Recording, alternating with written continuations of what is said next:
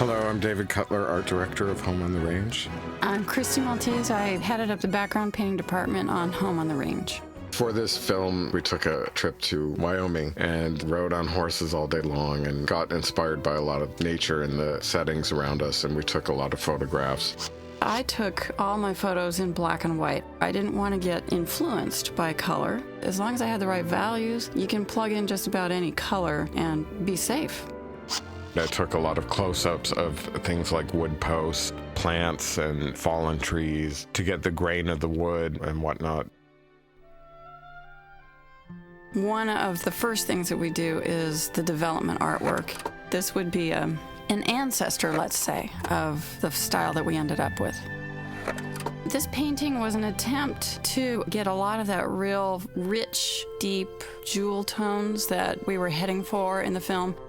This sets up the saturation of color that I used in the palette. It's easy to do a Western where everything's kind of brown and not real colorful, and this film was definitely playful and light. I think this piece just evokes a great Western mood using silhouette shapes. And real stylized shapes also. Yes, it's nice to start in a bold, strong place. If you don't push it that way to begin with, you don't end up in that arena. And we did actually keep some real unusual colors, especially like in the opening sequence. The classic Western arch. Just taking what we saw out in nature and transferring that to some of the locales for the film. This piece was a great influence on the faceting in the film, overlapping shapes and colors on the background that have a very geometric shape to them. The faceting on the ground and on the shapes that you see can be thought of as the faceting in a diamond or another gemstone. Faceting created a theatrical lighting, which we used a lot in the film. This is one of Mike Humphrey's early pieces, and it helped create the vignetted lighting plan that we used on the film of where you want to have the audience look, you key that spot brighter.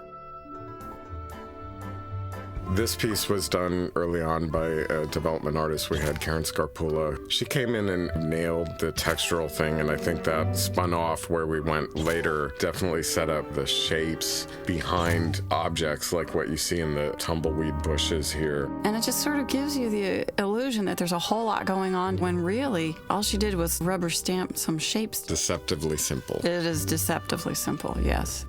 I asked the background painters to approach the backgrounds as if they were an arts and craft project. It really is a hard thing to work just in shapes and textures and pull it off. Pattern, like you said, and shapes, and getting repeated patterns to create a texture like you see going on with the yellow triangles in the ground plane or the red stripes across the buttes, the strong shape language going on. Just real shape-oriented, stylized look. Really flatten the space, flatten the perspective. And very playful.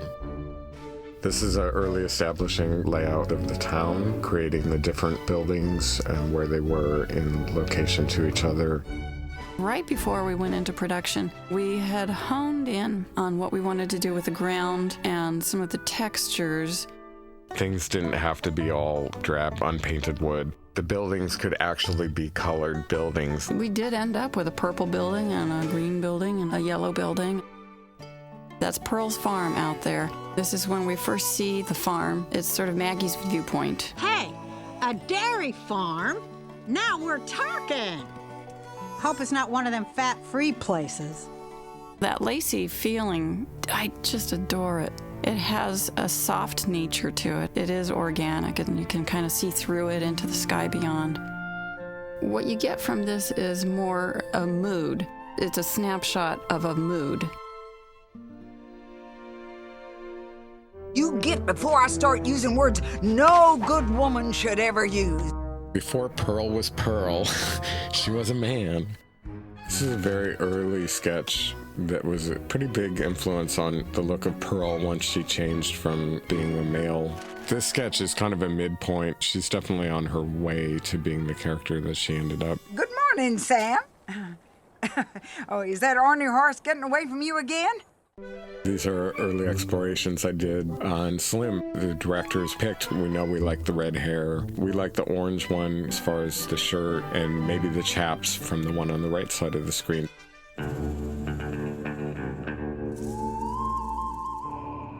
This is an early drawing of Slim, closer to what we ended up with in the film.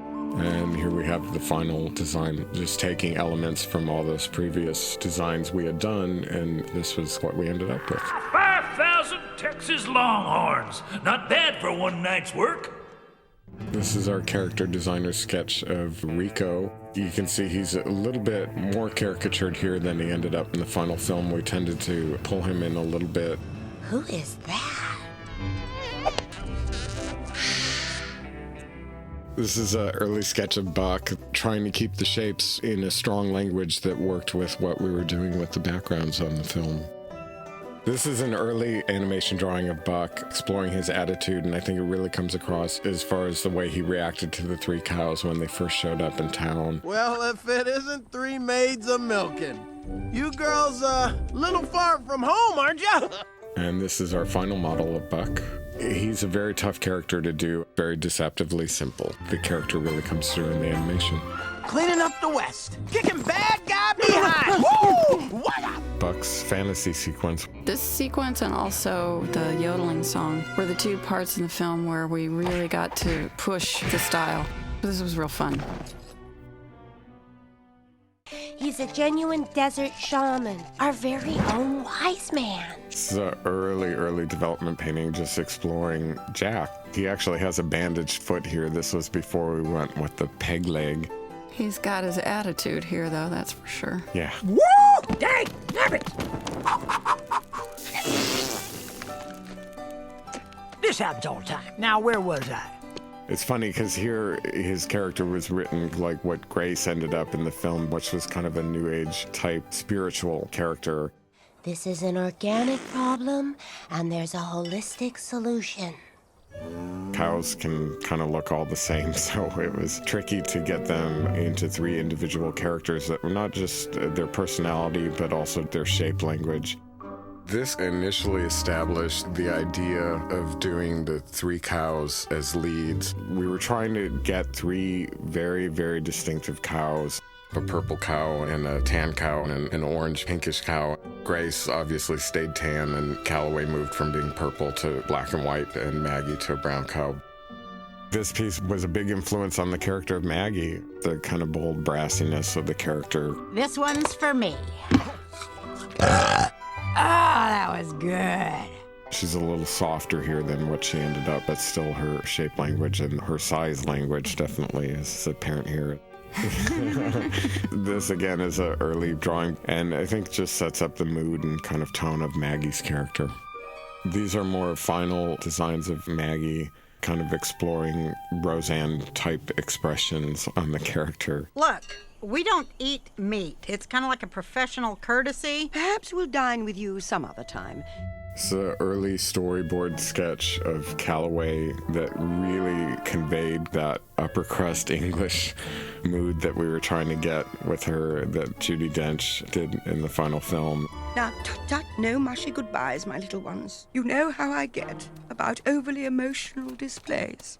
Closer to the final design, she's a little more playful here in attitude. Calloway is very rigid as a character, and she's very rectangular here. She didn't end up a purple cow, but we went with the purple hat. Why don't you handle this one, Grace? It's time I gave you more responsibility on the farm. Really? Thanks, Mrs. C. I'll make you proud. This is a very early drawing of Grace, again exploring the shapes, just different expressions and attitudes based on Jennifer Tilly's voice. I'm sensing a lot of negative energy here. This was an earlier version of the cows under the tree. The tree originally had a real strong presence in the film. It was dear to the hearts of the cows. Oh, I love this. This again is a development piece that established the idea of the cows being lost out in the great Wild West. And even though the colors and the shapes and everything that's telling us that these cows are in trouble, there's something about it that's still reassuring that everything's going to be okay. Aw. Okay, everyone, big smiles. This is David Cutler saying thank you for joining us through this tour of the development and final artwork on Home on the Range. This is Christy Maltese, and I hope you enjoyed the show.